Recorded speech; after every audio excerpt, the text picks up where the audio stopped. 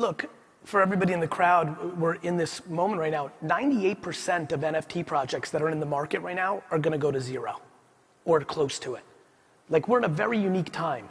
This is very similar to internet public stocks in 1999, where the internet was right, but we all got ahead of ourselves and we put $40 billion valuations on companies that hadn't even sold anything on the internet yet. And it crashed in March and April of 2000. That's what's happening in the NFT world right now. You got your perspective. I just want to be happy. Don't you want to be happy? As normal, I did a lot of research, although Michael, I know you very well. I'm going to start with GaryVee. Just the things I've been listening to his books on Audible, and he has very little content out there, right? Not a lot of content, hard to find. Serial entrepreneur, tech investor, social media extravaganza. He predicted the influencer economy and then has driven it. He's the author of 5 bestsellers, which I've been listening to, most recently 12.5, which is just fantastic. He turned the book publishing industry upside down when he connected the launch of it with NFTs. GaryVees are just killing it. It's amazing. Thank you. Michael, I'm going to start with a quote from SBJ, just so we have a little bit of perspective. Few people over the past 14 months, this was in January of this year, have done more to rethink the traditional ways of doing business and aggressively changing the status quo than Michael Rubin. Seemingly not just making money for Fanatics, but also the partners and, of course, the leagues. You were named as the most influential person in sports this year by SBJ. You're a regular on CNBC. You've grown Fanatics, scratch it out, 18 billion to 27 billion, announced yesterday, leaked yesterday. And you're focused on evolving the leading e-commerce company to the leading sports digital company. So let's get started. You guys are so impactful. I love it. I want to talk about how you two got started.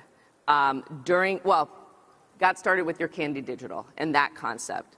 So during the pandemic, you co-founded and collaborated on the All-In Challenge, which raised over $60 million for charity by auctioning off experiences with celebrities. How did working together on All-In lead to Candy Digital? Okay, so, from my perspective, Gary is always someone who's like 17 steps ahead, and, this could be the first time I'm really giving him public credit for it, but the whole trading card idea that Fanatics, has built a pretty big business around came from Gary hitting me over the head about 17,000 times saying, you need to be in trading cards, it's the next big asset class, this is going to be gigantic. And when we did the All-In Challenge together, Gary was talking to me about kind of, where the NFT market could head. So Gary's a guy who I always value, that I have in my kind of orbit of seeing trends first, recognizing big opportunities. And, I knew Gary pretty well going into the All-In Challenge, but the 24/7 mentality that he brought toward doing whatever it took to, raise as much money for people with food insecurity was amazing, and it just made me love him even that much more. And we turned, obviously, doing something good for the world into creating a new business together. I think one of the unique things about Michael is there's very few people who have the combo of sizzle and steak. When you have charisma or energy or creativity, a lot of times the operational execution part doesn't come along with that, and vice versa. And there are unique individuals that come along that can really combine the two. And the same thing for me. I had an incredible point of view on who Michael was, but really having somebody actually keep up with me 24 hours a day felt so unique. And I was like, okay, this guy's on a different plane altogether. And, we were navigating our own businesses and our own family situations in COVID. And listen, co-founding is being incredibly kind. Michael called me and already had it baked and said, hey, do you want to help me with this? And I just remember that phone call because it was very early in the process and things were still very scary. And I was like, the humanity to try to help others while navigating the things he had to do really, really struck me and definitely changed our relationship. I love that, and I love your comment about the sizzle with the operations, because Michael, you have a long-standing relationship with MLB, and so as you were conceiving of Candy Digital, which was announced in June 21. How do you think, first, how that relationship with MLB is changing the way we think of baseball? Well, first, I think, relationships are everything. And, in business, you need to have both great strategy and great relationships to make that strategy happen. So, we work with today close to 1,000 sports properties globally. And baseball is an incredible partnership. And I think, what we saw was an amazing, I think what Gary saw and what Gary helped me see, quite honestly, was an amazing, long-term opportunity, but also one that would go through a lot of changes. And so when we spoke to baseball, the conversation was really about how do we build this the right way for the fan long term. And I think, the NFT market really started really around the crypto community. And what, Gary helped me understand, and I think what we understood early, was it was not only about the crypto community, but it's really about how do we get billions of sports fans to engage with NFTs and, really engage with incredible content that all the sports properties possess long term. And so baseball really wanted to build it the right way. And what was terrific about the way we started the business, they said, look, we want to do this with you. Make sure you take care of our fan. Make sure you build this the right way long term. They were actually less worried about money, knowing that they built this the right way, the dollars would follow. And the most important thing for them was building it for the fan long term. And so, Gary, with all of your expertise, how did you help accelerate what Michael was thinking about and what Fanatics was thinking about with Candy Digital? Any specific examples? Yeah, I mean, look, for everybody in the crowd, we're in this moment right now. 98% of NFT projects that are in the market right now are going to go to zero or close to it. Like, we're in a very unique time.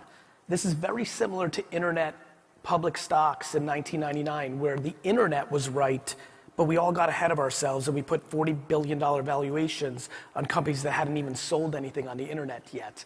And it crashed in March and April of 2000. That's what's happening in the NFT world right now.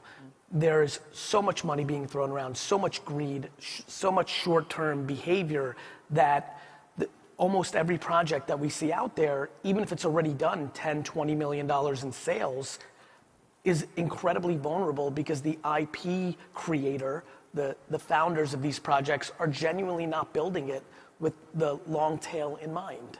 And so, whether it was the way we thought about Sweet Futures, which is one of the things we do in Candy, which was, with NIL changing the landscape, right, of college sports, we were able to really put together opportunities that for the fan that was buying the NFT, I think one thing that is completely being missed right now is in 20 years, people are going to care what the rookie NFT is. When's the first time this person showed up on the blockchain?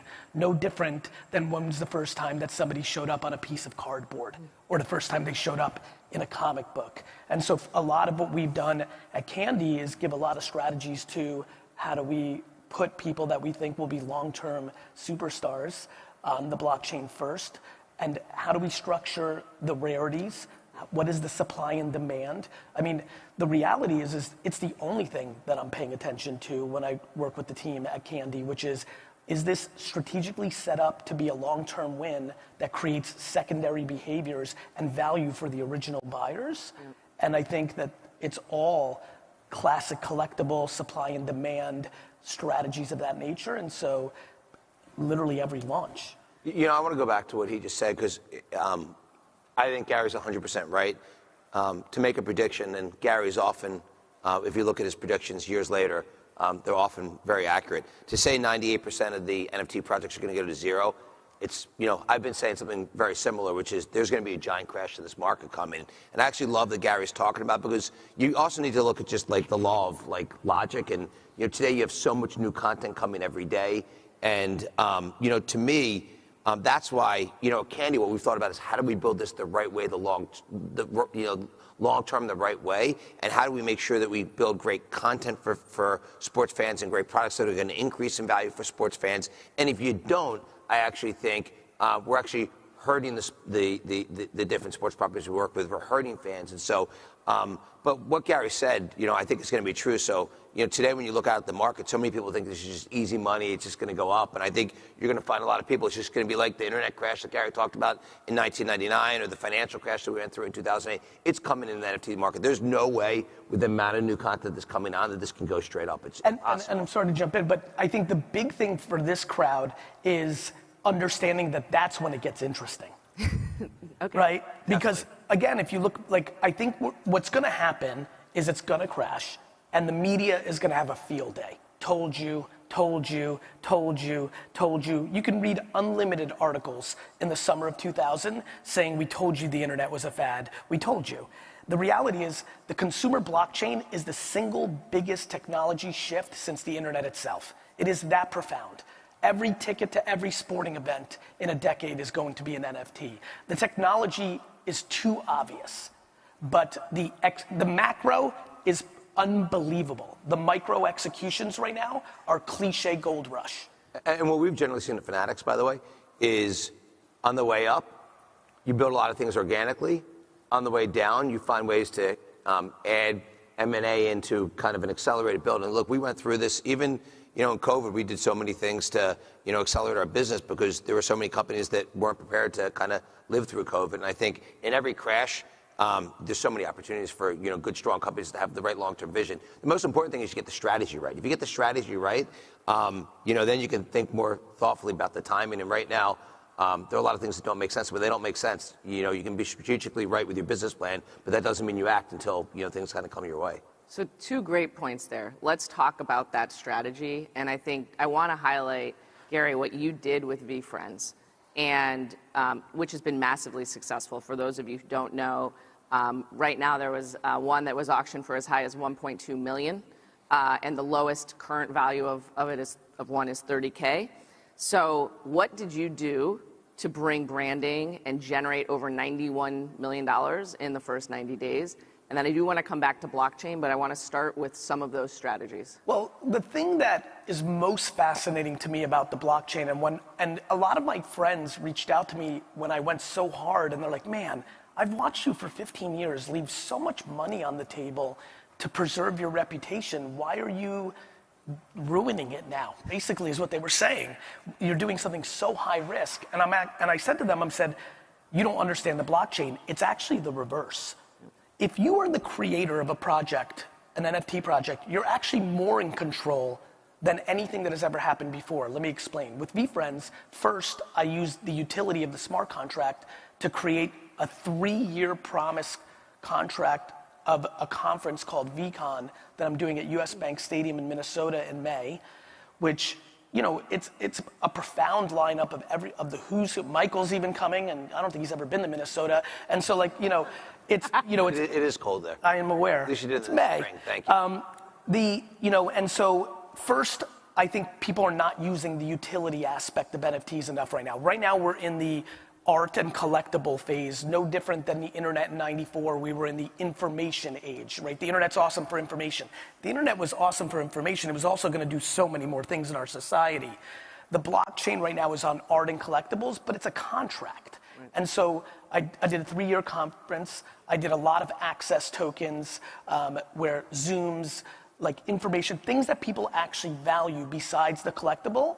But the part that I was referring to earlier, and this is why I wanted to be in business, candy's really the only other major thing I'm really involved in, is that I knew how Michael thought about the consumer.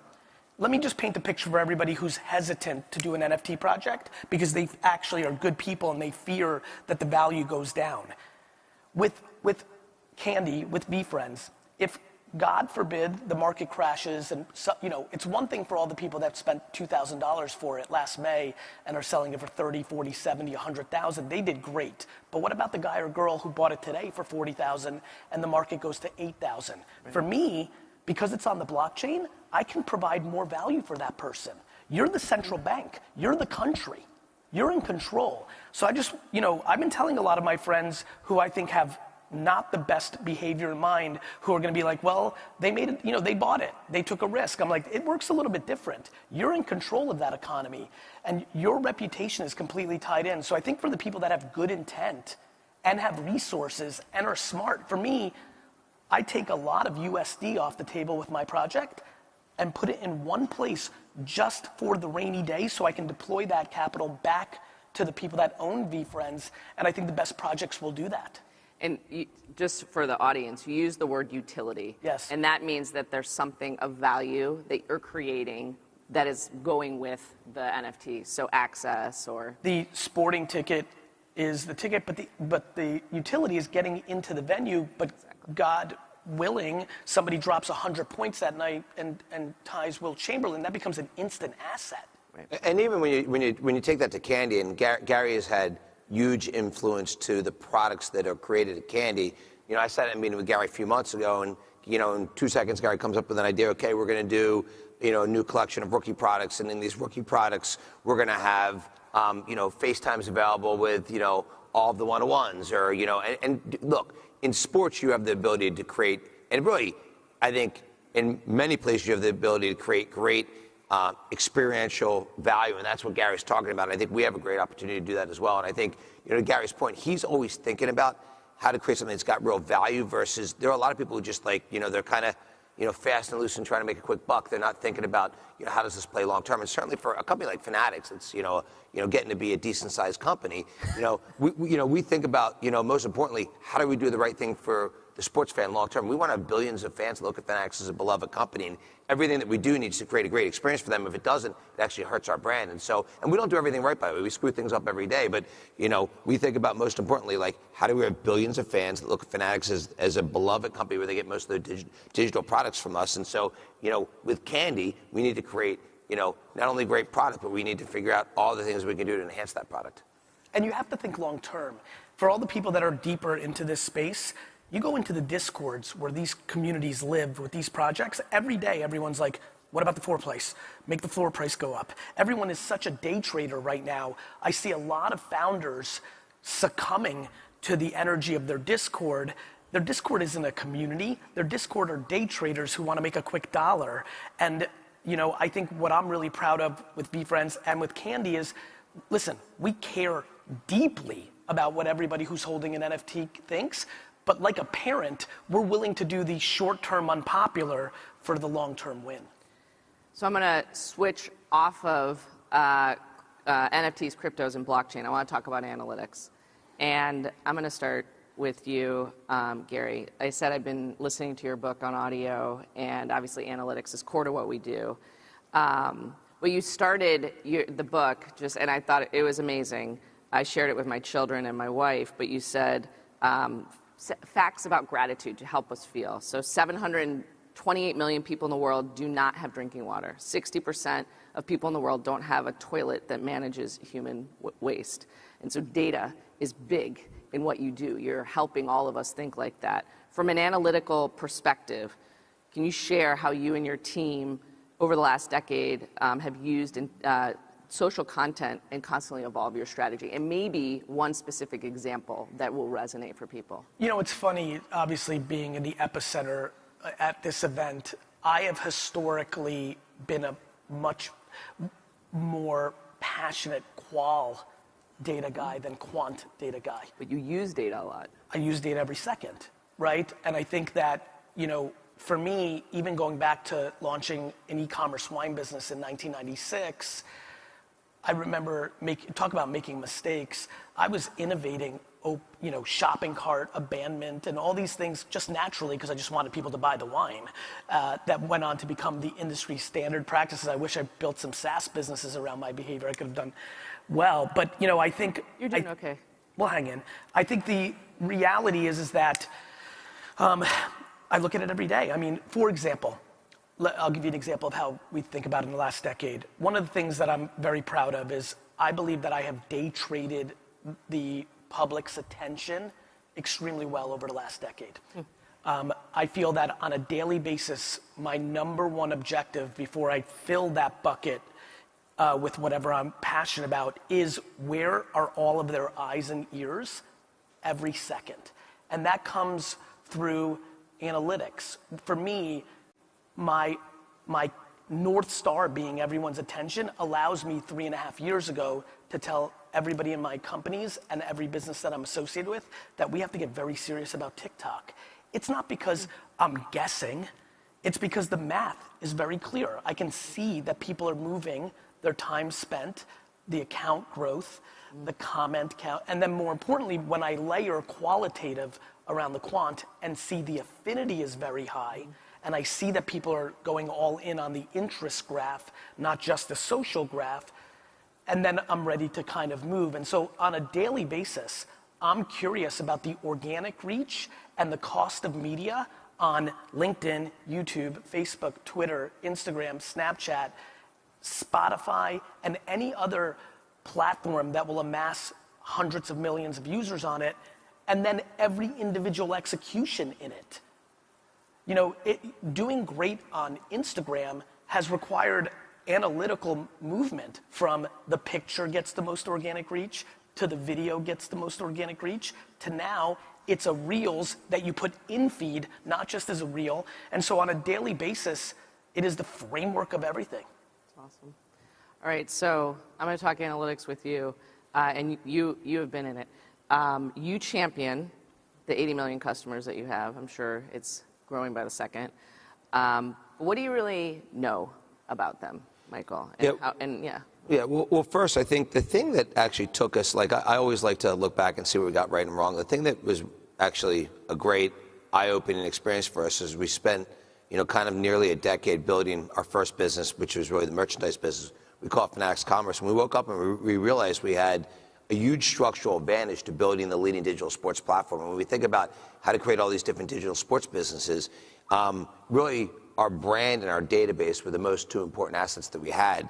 And our database, we know so much about each of our fans. We probably have today between 50 and 60 attributes on average per fan. We can really use that to really improve the experience. And now when you think about it, that we're going from our first business of merchandise, and now we're adding trading cards and NFTs and online sports betting, and over time media, the ability to really use data to really personalize the experience and make the experience for each digital sports fan so much better is a great opportunity for us. I'd say it's probably, the biggest advantage we have, and there's really not, if you really think about it, there's really not another company that wakes up and goes to bed obsessed with how to improve the digital sports fan experience. And, I think data is really at the core of everything that we do. And obviously, look, you can't even build a merchandise business without, look, our merchandise business this year is $4.5 billion, the original business we started in. And you can't build that without data being core to everything we do. But when you think about now how we, build this digital sports platform, again, the biggest structural advantage we have is the database and the ability to use that to, help improve the experience for each fan. So ultimately, it gives us a reduced marketing cost as well. We go out and we now acquire, a fan in the commerce business, and that fan's going to, buy trading cards from us and buy NFTs from us and do online sports betting with us and do really each of the different businesses that we have. So it's a huge advantage of one that keeps getting better every day. Well, I think one of the things that I have learned from watching you is the vertical integration that you do. And so you've gone down, which you've done on the commerce side, and now you're going broad across, right, and taking that, which is, obviously amazing. And the 50 to 60 attributes is going to grow because you have these other businesses. So it's really brilliant. So obviously yesterday it was announced $27 billion valuation, and you raised 1.5. What are the 1.5 billion, just so we're clear? What are some of the key things that you're thinking about in using that investment for? Yeah, for us, first of all, we don't really, we're thinking about how to build, a company that's beloved by billions of sports fans globally, and ultimately, I think, valuation just follows the business results. I think, for us, one of the things that's very unique about us is I've been screaming the way Gary screams about things, and I think people eventually, listen. I've been screaming for years that you need growth with profits. And so as a company, we've been one that's been focused on, growing quickly, doing great things for the sports fan, but also making money the entire way. And so for us, all the money we raise is really it's really to be used from an M&A perspective to go out and buy pieces to kind of build our digital sports platform more quickly. So, this year alone, we acquired Topps, the trading card company, which is, kind of the most well-known brand of trading cards, to really enable our trading card strategy to pull it forward 4 years. We just acquired Mitchell Ness a few weeks ago. And so we like when we have a strategy, we can buy pieces to kind of move more quickly. And so that's what we use all of the capital that we raised for. And we're going to look, as a company this year, we were, profitable last year, generated real free cash flow. We'll do it again this year in a greater extent. But all of that money gets invested either in how do we enhance the fan experience globally, or how do we, kind of buy capabilities to do the same thing. I love it. All right, we're going to switch a little bit to personal brand. You guys both have pretty big personal brands. Gary, you're the master of it. So how do you assess Michael's personal brand? That's definitely pretty screwed up, for sure. Gary's responsible for everything I've ever done wrong, for sure. Where is he strong, and where can he improve? I think Michael's greatest strength is his self-deprecation. I think if you look at his content, there's a lot to make fun of me about. When he shares videos of him playing basketball, that just sets the world on fire. Well, Gary, you should tell me when the big idea you just pitched me on just about 15 minutes ago. I told Michael, so I'm a big believer that nostalgia is incredibly underpriced. And so for a long time, especially with the emergence of betting, I've long thought that there was an opportunity for an OTT to come out called the Prop Network, where you would establish these environments. I said to Michael backstage, I said, imagine how many people would tune into a pay-per-view of Magic Johnson versus Larry Bird, and there was betting dynamics on top of it. Well, that's something you start with. You said I know, I'm about to get there. And we need to be honest here.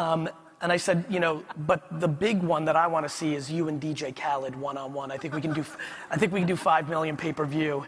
And so I think what Michael, to be such a titan of business, for him to not take himself serious, to show the brighter side of him. He's a massive inspiration for a lot of fathers out there with daughters, with his content. This is stuff that people don't talk about, they don't see. What I do for a living is basically read messages back to data. I'm basically a human anthropologist and do qual data all day long, constantly. Even on the flight here, very early morning, I'm reading direct messages and comments on stuff. So I think what he does extremely well, we obviously see him with the Crafts and the Meek Mills and all that stuff that is so aspirational. But I think if you look carefully, between the self-deprecating nature of hey, yeah, I'm good at these things, but I'm not as great at these things, and just being an incredible dad. You see a big movement of dads tapping into their, being dads of girls, and there's a really great movement on that. I think he's doing a phenomenal job on that. What he's doing poorly is a lot of things. 26 minutes, okay. A couple things. I think, a lot of our friendship comes of the building blocks over the last decade. Saj knows, every time I would come across Michael anywhere, I'm like, Michael, you got to start making content. He hesitated on it in the same way that many people here have not bought their first NFT yet. That's just a massive mistake. Whether you think it's a fad or not, to disregard an entire movement is a mistake. You've got to taste it. Even if you lose $1,000, it's worth it. That's the education. You've got to taste things when they're innovating. And so I think broadening some of the platforms that he puts out his content, because he's gotten comfortable with Instagram, but we need him to really expand his horizons. Gary, who do you think would win in the one-on-one between Khaled and I? I think Khaled. I agree. I think he would body you up. He would use his, he would just get you down. He still might miss a 3-footer. You guys are both atrocious. When I leave here, I'm gonna call him and get the challenge on. It's gonna be for a private competition, but I'm gonna do it. I feel inspired. Our next all-in challenge should be those things where all the proceeds go to a nonprofit, because I think people would really enjoy that. And I really you look at the big three, you look at some of these celebrity boxing matches. I think there's a lot of evolution still to be done in sports, and I think we're kind of having a laugh here, but I think there's a lot of opportunity in. People love competition. Yeah. People love competition, and people fall in love with names. And a lot of times when these athletes retire, or these people in pop culture, Meek Mill making that shot the other day, right? Yeah, I mean, like, that's stuff that people are fairly interested in. I mean, we should be honest. I actually took the video hoping he was going to miss the rim. I know. And that he actually went in was actually really impressive. You were devastated. He was really lucky I posted that. I was really only going to post a bad outcome, not a good outcome, but somehow the basketball gods were with him. I mean, I love the banter so much, and I mean, that's pretty good advice. I enjoy your content. I think I'm personally like the dancing the most, but you have some good coaching before that competition. So if you guys are thinking about the influence that you could have and potentially, raising more funds as your brand is amazing, obviously, and you understand how to do it. Great advice. What do you think, Michael, as your brand continues to rise in your awareness, what are the areas that you're most passionate about in terms of continuing to influence? Yeah, so the first thing, I just want to go back for a second because I think this is kind of a good, just everyone thinks differently. Gary, consistently, I love to have people around me that I learn and grow from. It's like the big thing I always say, like I think people know this about my story, but I barely met at high school. I didn't go to college. So all of my learning goes from getting, a diverse group of friends that, you can learn from. And we all learn from each other. Sitting in the front rows, Robert Kraft, who, I consider to be my younger and less responsible brother. And, I learn from Robert every day. And Gary, I learn from you. But Gary's always been, ahead of me in a lot of things. He talked to me about trading cards years before we got into the business. He talked to me about NFTs before we got into the business. For years, he harassed me to go on social media, like literally harassed me. I mean, there wasn't a meeting where he didn't scream at me about why I'm an idiot and I should need to be on social media. It took me probably 4 or 5 years later than what he told me to do. But the interesting thing is, one thing I believe, I actually really don't think, and people could say this is bullshit, but I'm just giving it to you straight because that's my personality. I don't think about building my brand. I just do what's comfortable, what feels right to me. And to me, that's the test I need to put things through. So there are a lot of things that people may say, hey, you should do this, but it just doesn't feel natural. It doesn't feel authentic. And the things that I post are things that I want to promote, what we're doing with the Reform Alliance criminal justice organization we're building, or I want to, promote something that Daryl Morey's doing with the Sixers, or that, we're doing with the basketball team, or I want to promote something we're doing at Fanatics, or I want to make fun of myself, because actually I do like making fun of myself, and it's very easy to do in those moments every day to do that with her. I want to make fun of my daughter and just have fun with her. So, like, I really put, the things I show are things that really feel authentic to me, and I don't like to ever push the envelope, and I sometimes think, for me, less is more. I look at a guy like Gary, and one of the things, I love so much about him is he's so motivational to everybody, and his energy is, he pulls everyone with him, and that's a great thing. And, I think, we have a lot of similar traits, but we're also very different. I motivate people in a different way, and he motivates people in a different way. But I think, what's so incredible about what Gary's doing is he's got, tens of millions of, people that look at him and, who learn, grow, and really, most importantly, are motivated. And he's, showing tens of millions of people how they can do more, do better. And I think that's a great impact to have. For me, when I think about, the question you really asked, which I'm not getting to, which is, what's the influence we want to have going forward? Look, I wake up and go to bed obsessed with how do I build, one of the most incredible companies in the world. I think, it took me a decade to kind of figure it out. And it's kind of cool when you say, look, we focused on building this, pretty respectable merchandise business over the first 10 years, but then we realized we had a much bigger opportunity, that there literally are billions of sports fans that we can become their beloved brand where they do everything digitally with us. And so for me, I am 100% locked into doing that, and anything I do, really, I want to support that initiative and that, kind of drive and that opportunity, and, everything else around it is just things that maybe I'm passionate about personally.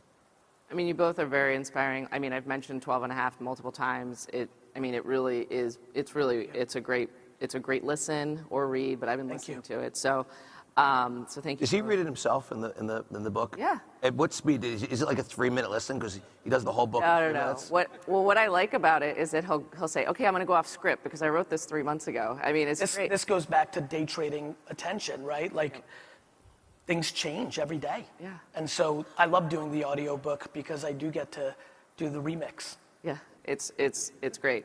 So we're going to switch to gambling now. Michael, you mentioned during the Super Bowl that you believe you can be the #1 player in the space within 10 years. And you're currently not in that business. So that's a bold statement. What do you think are your competitive advantages over, say, DraftKings and FanDuel or Caesars or that way? Yeah. So first off, I actually, as I get older, and that's happening very quickly, I'm trying to be, kind of, you try to want to be bold internally and maybe a little less bold externally. Although you want things to rally people around. So for me, what I've always had is a really big vision, and then you can like will things to happen. And if there's like the number one thing about my personality is people always tell me this can't be done, this won't happen. And I think that's like complete bullshit. Like I think come up with a really big dream, come up with a really big aspiration, put a stake in the ground and just like figure out how you're going to do it. And that has worked for me time after time after time. And by the way, I'm not doing it on intellect. I'm not doing it on looks. Definitely not doing it on looks. I'm definitely not doing it on physical physique. I'm doing it on just like drive. And so, to me, when you look at Fanatics and building this digital sports platform, you look and say today we've built, a nice and fast-growing business in our original, model, Fanatics Commerce, and we've now just come and, we're now kind of building the trading card business pretty aggressively, and now the NFT business. And you look and say, does online sports betting fit into the digital sports platform of Fanatics? I think 100% of people look at that and say, yes, this is like a perfect strategic fit. Then you got to look and kind of assess the market. And right now the market's, it's a huge long-term opportunity, but the market's not making as much sense, in the near term. And I've been saying that pretty nonstop for last year. So from my perspective, I think it's a perfect fit in our platform long-term. I think we've got huge structural advantages because we probably have the most digitally oriented, sports commerce brand, and we have this massive database which gives us great structural advantages. And then we have, we have the, financial wherewithal to, kind of go after things in an aggressive basis. So, I actually didn't mean for that statement to come out publicly. I said it to somebody kind of in passing. But I do believe we will be the number one player in the business in a decade, and I believe we'll do it through smart and aggressive organic growth and the structural advantages that we have at Fanatics. And then, M&A will, as we've done in each of our businesses, we've generally had an aggressive organic plan, and then we've layered mergers and acquisitions on top of it to find businesses that fit well. We'll do the same thing here. And so this isn't a business, by the way, today, I got to tell you something. I mean, the amount of money that's being invested or lost, if you just put it in simple English, today is like, there's money being lit on fire if we keep it real. And by the way, we said that a year ago. I went to our board a year ago and said, look, this is going to be a massive space long term. And I said, in the near term, I'm not quite understanding the economics of this business. I generally try to make money on things that we do. It's a crazy concept. But, when I look at companies, I like them to have a path to profitability and like them to make money. And I think, and look, there are some great operators in this business. Jason Robbins, who runs DraftKings, I love him. I don't like him. He's a really good friend of mine. He's a great entrepreneur. And, maybe he's got, just even more courage than I do because, he's investing like, crazy amounts of money. But I think, look, he will be a big winner long term. FanDuel is a great company. The offline casinos are good companies. I just think this is a perfect fit into our platform. And so, I think we'll be very successful long term at it. Well, I mean, at least from what I've heard, the cost of acquisition for gambling is obviously very, very high, and you have acquired a lot of them. We acquire a customer for $19 in the commerce business, and average cost to acquire a customer in online sports betting today is $500 on a good day. Right. So, I much rather look at all the different places I can acquire customers and then cross-sell them into online sports betting than go out and spend $500 plus, and have a multi-year payback that, in a highly promotional environment. Well, and so we're talking about this, and you brought up DraftKings, so thanks for the very good segue, because you actually, Gary, do quite a bit with DraftKings, a prop betting show. So would love your perspectives. Do you recommend everyone to bet on the Jets in the show every week? Not this season, but with 4 picks in the top 38 and with top 5 free agent money and with a remarkable draft class last year. It was a yes or no question. The answer is I'm more optimistic. I just want to know how much money you've cost year. people on the Jets in the past 5 or 10 years. Especially having to be in Boston with Robert here. Let's just get this out in the open. I mean, have you literally cost your tens of millions of people who really depend on you? Have you cost them hundreds of millions of dollars in the Jets? I have not, because if you watch props and drops, I've actually decided to bet against the Jets the majority of this year. Because when it comes to business, I'm unemotional. As a fan, I'm very emotional. So I think I've made people money. Just had to get that out there. All right, so you're giving him a hard time on the Jets. Okay, we get it. You know what's happening with that, though. You have to understand why it's so remarkable to be a Jets fan. Because... You learned to lose? No, because I think, it's very similar to the framework that you just said. For someone not to think that they're going to be the biggest player in the business that they're going after in a decade means they've lost before they've started. Like, why wouldn't you? It's one thing for the fans in the crowd to think something. What do you think? I think one of the great things about having real ambition, like the amount of Super Bowls I'm going to win when I buy the Jets are going to come directly from jokes like this on stage. These are chips on shoulders. Chips on fucking shoulders matter. Gary, I just want to say, get one thing out there. I will bet on you for everything other than winning Super Bowls over the Crafts and the Patriots. Sorry, buddy. I am going to win Super Bowls when I buy the Jets, and I'm going to play this clip, and I'm going to end it with, fuck you, Michael Rubin. Perfect. Well, we should have a good wager that goes before one of us is not on this planet. We'll see. Listen, modern technology, like I've got 60 more years of damage. That's fair. All right, well, let's get back to DraftKings. So why did you want to get involved? There's a bet on DraftKings right now. Will Gary win multiple Super Bowls? That's a while he's great on this idea. planet? All right. That's how you should launch your platform. Perfect. Will you promote it for me? 100%. Okay, great. Okay, why did you get, I'm going to just. DraftKings hired so my agency, VaynerMedia, back to like the way we both think and probably why we have a friendship is, when I started VaynerMedia 13 years ago, I was coming from the wine retail business. And I looked at Madison Avenue and I said, my God, these guys and girls have this all wrong. They are completely obsessed with potential reach and just delusion of where the internet is about to take us. And so I saw an opportunity to create a business. And over the last 13 years, we've built the largest independent agency in the world. And that is just facts. And so DraftKings rightly decided to hire VaynerMedia for marketing, and then to Michael's point, that crew, those founders, they're just good guys. Like Jason really knows his stuff, and Kalish and I really hit it off because he loves to collect stuff, and we started talking through the business about collecting cards and things of that nature, and then he got very excited about the NFT space, and we just decided to do a podcast.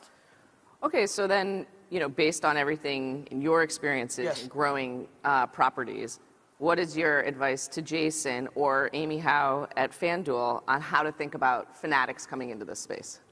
They should be concerned because the reality is anytime you have I have the most confidence that I'm going to build the best XYZ always, but to be delirious and not understand the competitive landscape is also a dangerous strategy. And so I believe that what Michael is doing is the preview to what many great operators are going to do over the next 20 years, because the way technology is today, it makes all the sense in the world to go vertical and horizontal if you are capable.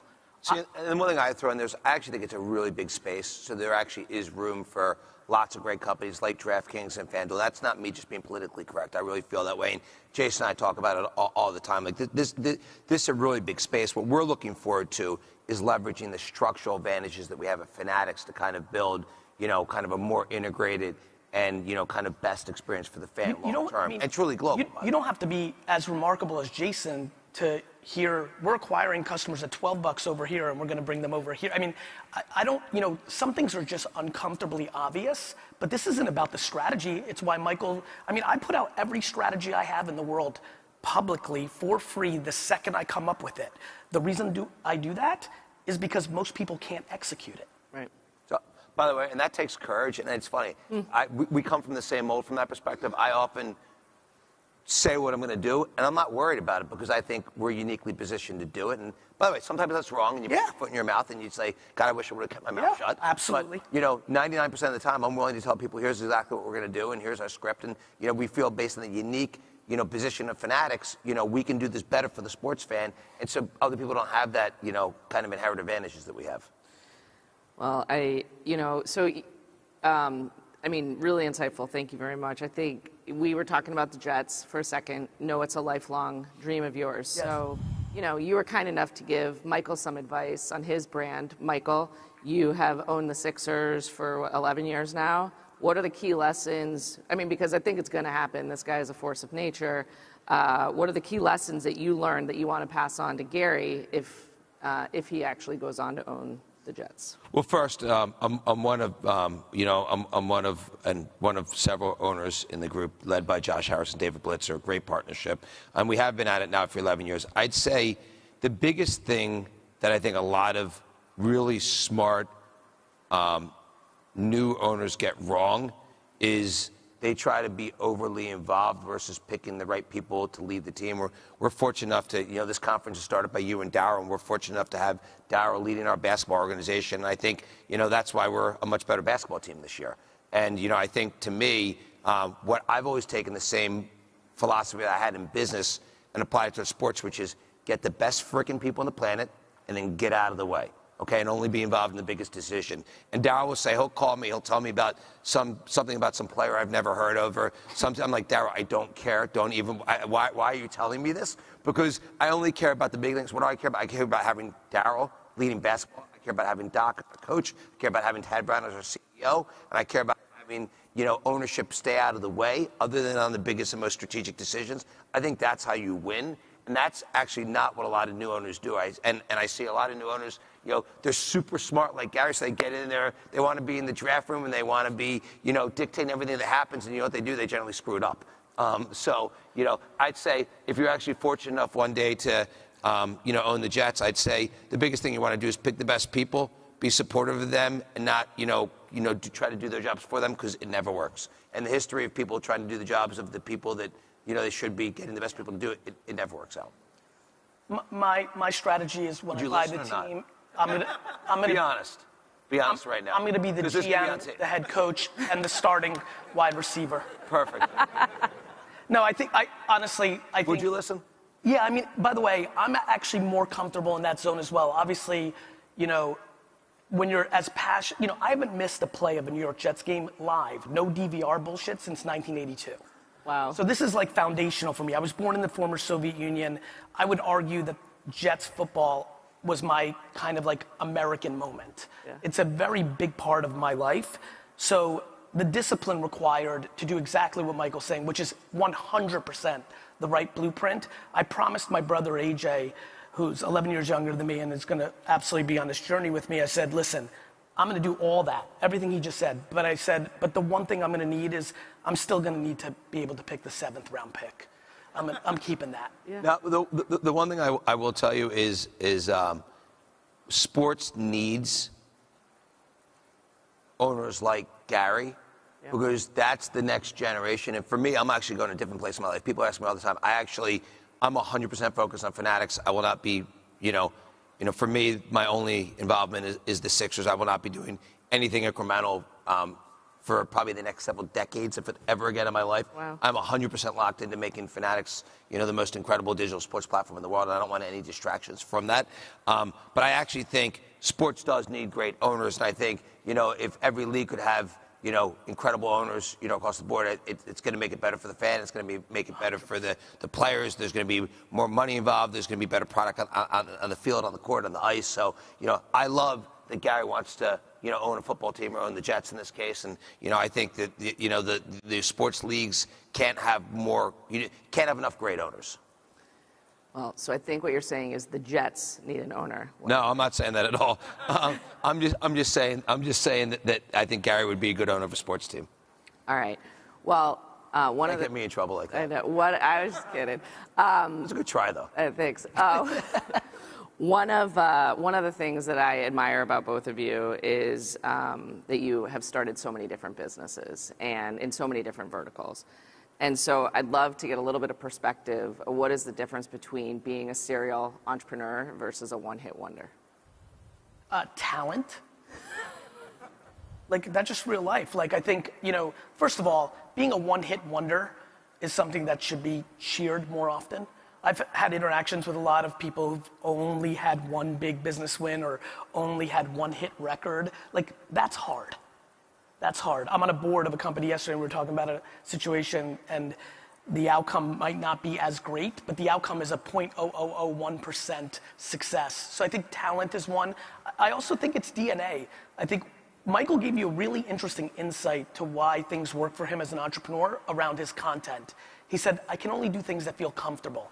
I have so many friends who've accomplished so much more financially in business world who always tell me that I do too many things, that I'm doing too many things. You are. And I say to them, that's great if your KPI is to maximize your financial output. My KPI is to maximize my happiness. Yeah. So, but I'll debate that for a second. Tell you, I'm more happy, locked in, and focused That's exactly right. Right now, that's and exactly focused right. on making Fanatics the most incredible company I can. That's exactly right. And I think that's amazing.